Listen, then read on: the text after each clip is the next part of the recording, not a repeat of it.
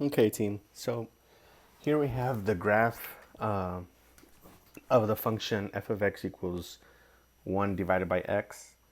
And I wanted to talk to you guys about some of the key features here. So as we talked about outside, we noticed that the graph, it looks like two pieces, but really it's one single graph.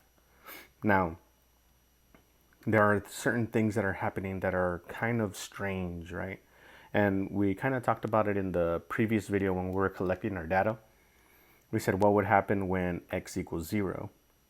And if we notice here at x equals 0, the reason it's undefined is because if you notice on the positive side of the x values, my graph seems to be going towards positive infinity. But if I look at the negative side, the graph seems to be going towards negative infinity, again, in the vertical direction. So it's like the graph is being forced to avoid 0, but it's avoiding it in opposite directions. Okay? And so that's what happens when we mean by when x equals 0, y is undefined, right? Because are we talking about positive infinity or negative infinity? Okay? And that's just going to depend on what side of the inputs you're coming from. If you're coming from the positive sides, the y values seem to be going towards positive infinity. If you're coming from the negative x values, negative inputs, it seems to be going towards positive infinity. Another key thing is that as the x values go to infinity, they get really close to this x-axis, but they don't really quite touch, right? So towards negative infinity, it gets really close to x, y equals 0.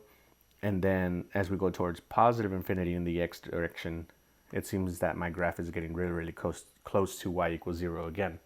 So again, we're getting those same kind of features there where the graph gets really close to a line, but really quite doesn't cross there. So we don't have no x-intercepts as we're talking about key features, and no y-intercepts.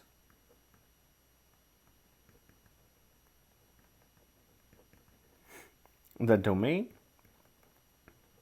that's going to be all real numbers except for 0, right? So there's a couple of ways you can write this. If you prefer interval notation, which is what we practice most of the year, we know that we're coming from negative infinity on the x-axis, right? So we're going to start at negative infinity. That's our smallest x value. We could never be infinity, so we put parentheses on that. And we're going, and it looks like we're including all the x values except we got to jump over that 0. So at 0, we're not including it either, right? And we're going to use our union symbol. And we're looking at the other side of 0 towards positive infinity.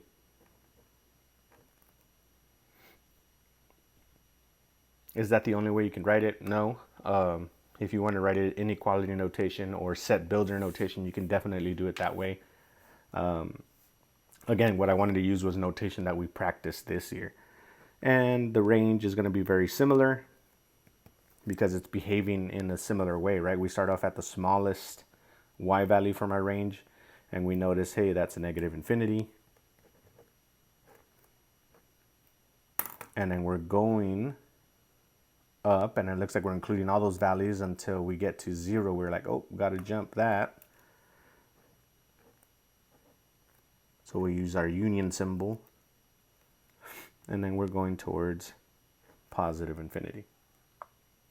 So that's my domain and my range. Notice they're very similar. Basically, we're just ignoring the 0, right? We're jumping over it. We have no x-intercepts, no y-intercepts. We do have asymptotes, right? Because we're avoiding those zeros in the domain and the range. What that means is I have for my domain, I have a vertical asymptote. And that happens at x equals 0. For my range, we have a horizontal asymptote.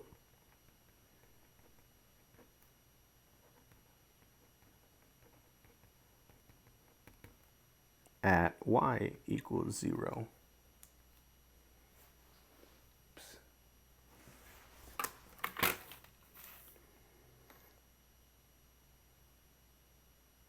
Okay. And that's pretty much it for the key features. Again, if you have any questions, email me, email Miss Rubio, email Miss Carlos. Have a great day.